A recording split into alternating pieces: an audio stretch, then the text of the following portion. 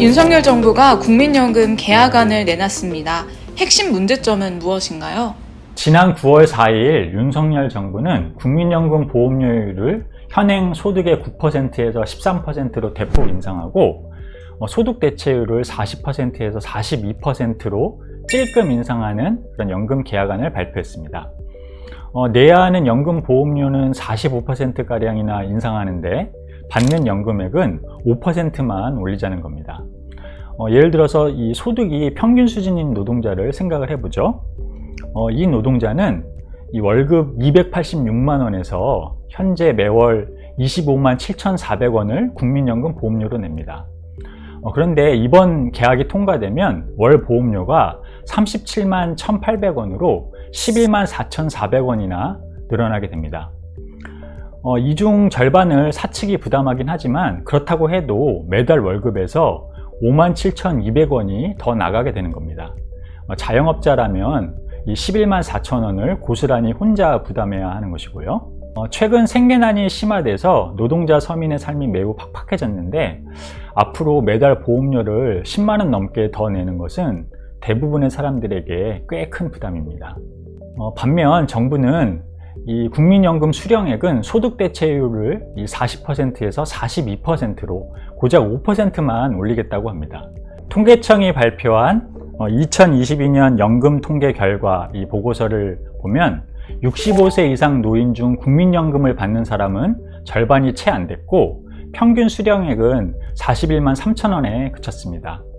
여기에 평균 30만 원이 채 안 되는 기초연금을 받아도 전체 연금 수령액은 이 평균 65만 원 정도에 그칩니다. 1인 최저 생계비가 116만 원인데 절반밖에 안 되는 용돈연금 수준인 것이죠.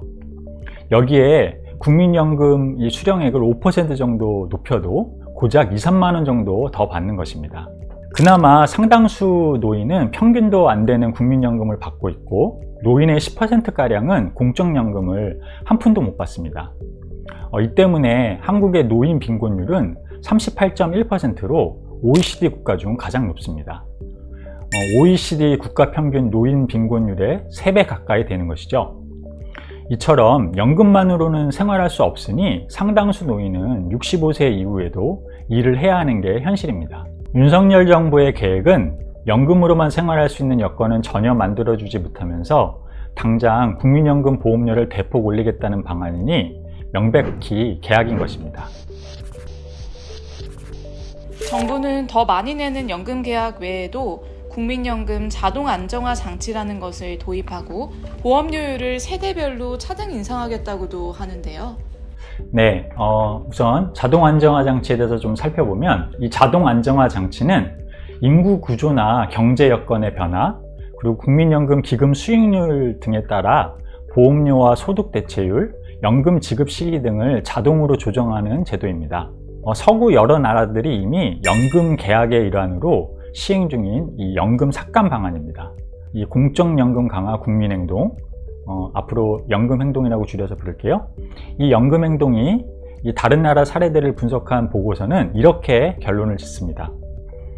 자동 안정화 장치는 전반적으로 공적연금의 수준을 하락시킨다. 국가기관인 국민연금연구원이 작성한 이 다른 보고서를 봐도 자동 안정화 장치를 도입할 경우 2030년부터 국민연금을 받기 시작하는 이런 사람은 전체 연금액이 기존보다 17%가량 감소하는 것으로 그렇게 추계를 했습니다. 안 그래도 쥐꼬리만큼 주는 국민연금인데 연금 재정을 안정화시켜야 한다면서 연금이 자동으로 깎이는 제도를 도입하겠다는 겁니다. 한편 이 정부는 세대별로 보험료를 차등 인상하는 방안도 추진하고 있습니다. 소위 세대 간 공정성을 높여야 한다면서 이렇게 내놓은 것인데요. 실상은 세대 간 갈등을 부추기는 사악한 방안이고 결정적으로 청년 세대에 유리하기는커녕 큰 피해를 주는 방안입니다. 정부 방안을 구체적으로 살펴보면 내년에 50대인 가입자는 매년 1%포인트씩 4년에 걸쳐 보험료율을 올리고 40대는 0.5%포인트, 30대는 0.3%포인트, 20대는 0.25%포인트씩 인상하는 방식입니다. 마치 청년 세대를 위하는 척 청년 세대의 보험료는 천천히 올리겠다는 것인데, 그러나 본질은 인상 속도만 달리해서 청년 노동자와 중장년 노동자의 보험료 부담을 대폭 올리겠다는 것입니다. 20, 30대의 보험료를 천천히 올려도 결국 20, 30대가 더 오랫동안 높은 보험료율을 감당해야 합니다. 청년 세대가 더 큰 피해를 보는 것이죠. 중장년층이라고 해서 상황이 좋은 것도 아닙니다. 법정 정년이 60세라고는 하나 나이 50도 되기 전에 퇴직하는 노동자들이 허다합니다. 이렇게 퇴직한 노동자들은 다시 열악한 비정규직 일자리를 찾아서 생계를 겨우 유지하는 경우가 많죠. 2022년 기준 비정규직 노동자 약 820만 명 중에 59%가 50대, 60대라고 합니다. 이들의 보험료를 더 빨리 올리는 것은 이 노동자와 서민층의 생계난을 더욱 가중시킬 것입니다. 정부가 이렇게 집요하게 국민연금을 개혁하려는 이유는 무엇일까요? 네, 국민연금 기금 고갈을 막아야 한다는 겁니다. 정부는 이번 개혁으로 기금 고갈 시점을 2056년에서 16년가량 더 늦출 수 있다고 주장을 합니다. 우파들은 국민연금 기금이 고갈되면 마치 연금을 받을 수 없게 되는 양 협박을 하고 있습니다. 그러나 국민연금 기금 고갈은 국민연금 제도가 시작될 때부터 예정된 것이었습니다. 그래서 이 기금이 소진이 되면 그에 필요한 돈을 그에 걷어서 지급하는 방식으로 변경하는 게 예정돼 있었던 것이죠. 이미 상당수 유력 국가들은 이런 식으로 연금을 지급을 하고 있고 한국의 건강보험도 마찬가지입니다. 그런데도 우파들이 기금 고갈을 걱정하는 까닭은 연금 지급을 보조해야 하는 정부의 재정 적자가 늘어나는 부담, 그리고 그 적자를 메울 때 늘어날 부유층과 기업의 세금 증가 부담을 걱정하는 것입니다. 연금 개혁에 단호하게 반대해야 할 텐데 민주당의 입장은 무엇인가요? 민주당은 이미 자체적으로 연금 개혁 방안을 발표했습니다. 정부 여당과 민주당이 지금 논쟁을 벌이고는 있지만 개혁을 어느 정도 해야 하는지를 두고 논쟁을 하고 있을 뿐입니다. 올해 총선이 끝난 지 얼마 안 된 5월 말에 이재명 민주당 대표는 긴급 기자회견을 열고 5월 29일에 임기가 끝나는 21대 국회가 소위 연금 개혁안을 처리하자고 제안을 했습니다. 여기서 이재명 대표는 시간이 없으니 우리 민주당이 다 양보하겠다면서 여당이 제시한 소득 대체율 44%를 전적으로 수용하겠다 하고 발표했습니다. 애초에 민주당은 올해 4월 말 국회 연금특위 공론화위원회에서 채택된 다수안을 지지했었습니다. 그러나 이 다수안도 진정한 개혁안이 아니었죠. 국민연금 보험료를 이번에 정부가 제시한 것처럼 9%에서 13%로 올리되 국민연금 소득 대체율을 40%에서 50%로 올리자는 아니었기 때문입니다. 요약을 하면 보험료는 45% 가까이 올리면서 연금은 25%만 더 주겠다는 방안입니다. 민주당은 국민연금 수령액을 조금 늘려야 한다는 명분으로 보험료 부담을 대폭 올리는 안에 찬성했던 겁니다. 그러나 한 달 정도 이 여당과 협상하는 과정에서 연금 수령액 인상 부분을 계속 줄이면서 후퇴했습니다. 상황이 이러니 당시의 조선일보조차 사설을 통해 이재명 대표의 제안을 지지하면서 중간 지점에서 절충해서 21대 국회에서 내는 돈 인상안을 통과시키는 것이 바람직하다 하는 그런 주장을 폈습니다. 그리고 민주당이 정부 여당과 협상하며 연금 수령액 삭감에서 계속 타협을 하니까 정부가 더 자신감을 얻어서 이번에 연금 수령액을 정말 찔끔 올리는 안을 내놓을 수 있었던 겁니다. 민주당은 이미 김대중 노무현 정부 때에 보험료는 인상하고 소득 대체율을 대폭 낮추는 연금 개혁도 주도한 바 있습니다. 민주당의 이런 한계는 그 당의 친자본주의적 성격에 기인하는 것입니다. 민주당은 포퓰리즘 전략을 구사해서 이 온건 좌파, 소위 이 진보 정치 세력과 연대하기도 하지만 본질적으로는 이 자본가 계급에게 인정을 받아서 집권당이 되려고 하는 중도 정당입니다. 그러니 이 기업주와 부유층의 부담을 대폭 늘리고 노동자의 노후 생활을 보장하는 그런 진정한 연금 개혁을 할 수는 없는 것입니다. 진보당, 정의당, 연금행동 같은 주요 진보단체들은 이 문제에 대해서 뭐라고 주장하나요? 민주노총, 한국노총, 참여연대 등이 포함된 연금행동이나 진보당, 정의당 같은 주요 진보단체들은 윤석열의 이 개혁안이 세대 간 갈라치기이고 노후생활 파탄 방안이라면서 비판을 했습니다. 연금행동과 진보당은 지난 5월에 이재명 대표의 이 양보 제안을 비판했고 국민연금 수령액을 좀 더 올리는 안을 고수해야 한다고 주장하기도 했습니다. 그러나 이 단체들도 노동자들이 보험료 인상으로 고통을 분담해야 한다는 데에는 찬성합니다. 즉 이들도 연금기금이나 국가 재정의 건전성을 중시하는 것입니다. 심지어 지난 대선에서 정의당 심상정 후보는 국민연금 보험료는 대폭 올리지만 국민연금 수령액은 그대로 두는 방안을 이 대선 공약으로 제시한 바 있습니다. 이번에 윤석열 정부가 내놓은 그 연금 개혁안과 사실 비슷한 방안이었습니다. 이렇게 노동자가 고통을 분담해야 한다는 점을 받아들이면 이 우파들이 펼치는 이 세대 간 갈라치기 주장에 대해서 대응하기가 어렵습니다. 부유층이나 기업주의 부담을 늘리는 논의가 중심이 되지는 않고 이 노동계급 청년과 중장년 중에 누가 더 부담해야 하는지로 이 논점을 돌리기가 쉽기 때문입니다. 즉 재원을 어느 계급으로부터 거둘 것인지 하는 이 진정한 문제가 흐려지게 되는 것입니다. 노동자들에게 고통 분담을 요구하는 것은 노동자들이 연금개혁을 위해 투쟁에 나설 의욕을 떨어뜨리는 일이기도 합니다.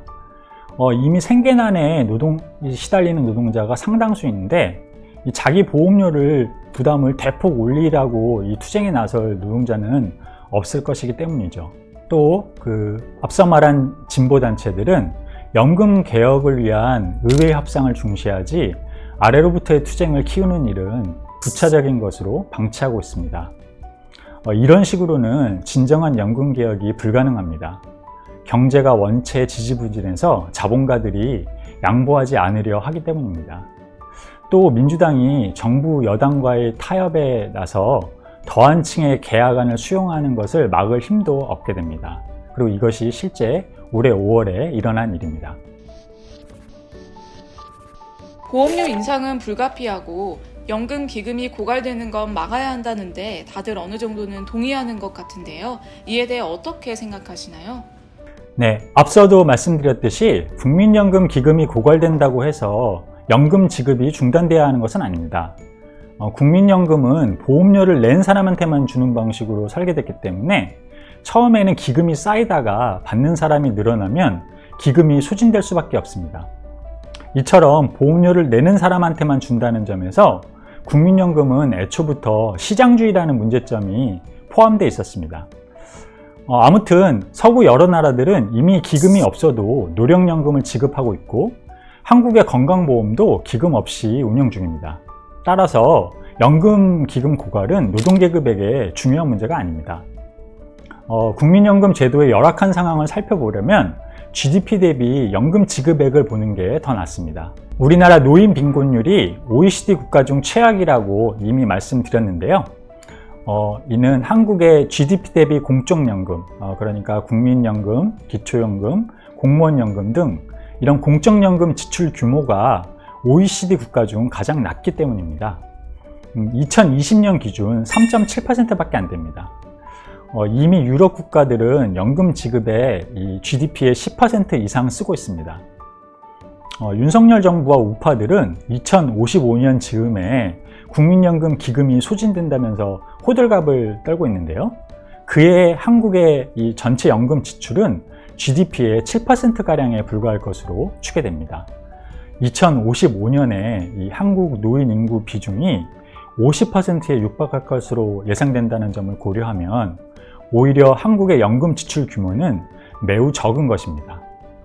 즉 OECD 국가 중 노인 빈곤율 1위라고 하는 이 비극적 현실은 서민층의 노후를 위해 충분히 지원하지 않는 정부의 책임입니다. 국내외에서 연금을 둘러싼 계약 시도와 저항이 벌어져 왔는데요. 그 경험에서 이끌어낼 만한 교훈이 있을까요? 지난해 프랑스에서 연금 계약 반대 투쟁이 거대하게 벌어졌습니다. 이 투쟁은 1월부터 5월까지 4개월 동안 14차례 공식적인 전국 시위가 벌어지는 등 수많은 노동자들이 참가했습니다. 물론 프랑스에서 연금 계약안이 결국 통과됐고 이 운동은 표면적으로 패배했습니다. 그럼에도 거대한 반대 운동 때문에 이 프랑스 대통령 마크롱은 의회를 건너뛰고 대통령의 특별 권한으로 계약안을 겨우 통과시킬 수 있었습니다. 이 연금 계약은 프랑스의 모든 자본가와 거의 모든 정치인들이 원하는 것이었는데도 말이죠. 결국 연금 계약을 밀어붙인 것 때문에 마크롱은 정치적으로 매우 취약해졌습니다. 이 운동의 패배에는 프랑스의 노조 지도자들이 한몫했습니다. 이들은 프랑스 대통령 마크롱이 민주주의를 짓밟고 이 경찰을 동원해 법안을 통과시켰다고 비판했지만 이 노조 지도자들 스스로도 단발적인 파업과 시위 이상을 호소하지 않았습니다. 만약 파업 수위를 높이고 연금뿐 아니라 임금 인상 투쟁도 벌였다면 마크롱은 연금 계약에 실패했을 공산이 큽니다. 그럼 마크롱은 대통령직에서 물러났을 수도 있습니다. 프랑스든 한국이든 이 지배자들이 연금 계약에 사활적으로 달려드는 것은 이 국민들의 노후 생활 보장에 기업과 부유층이 너무 많은 돈을 쓰게 되면 결과적으로 국가 경쟁력이 떨어지게 된다고 보기 때문입니다. 최근 이 경제 상황이 더 안 좋아지면서 지배자들은 이 부담을 사활적으로 덜어내고 싶어 합니다.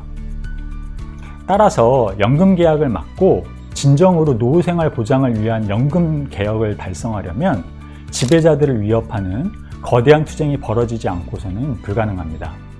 자본주의 사회는 점점 더 많은 부를 생산해내고 있습니다.